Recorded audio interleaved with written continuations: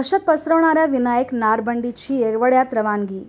जोडभावी पेठ परिसरात भारफोड्या पार बहारी चोऱ्या व्यापारी करून सर्वसामान्यांमध्ये दहशत पसरवणाऱ्या विनायक दत्तात्रय नारखंडी वय 30 राहणार घोंगडे वस्ती भवानीपेठ सोलापूर यांच्या विरुद्ध शुक्रवारी MPDA अन्वये स्थानबद्धतेची कारवाई करण्यात आली। त्याची पुण्याच्या येरवडा कारागृहात रवानगी करण्यात आली। विनायक नारबंडी यांच्या विरोधात घरफोड्या, जबरी चोरी, धमकी देऊन खंडणी उकळणे, घातक शस्त्राचा वापर करून लोकांमध्ये दहशत पसरवल्याबद्दल 13 गुन्हे दाखल आहेत। त्याच्या या गुन्हेगारी कृत्यामुळे शहरातील शांततेला गालबोट लागत असल्याने 2023 मध्ये या कृत्यापासून परावृत्त होण्यासाठी कलम 110 प्रमाणे कारवाई केली होती। त्यानंतरही त्याच्या वर्तनात बदल झालेला नाही।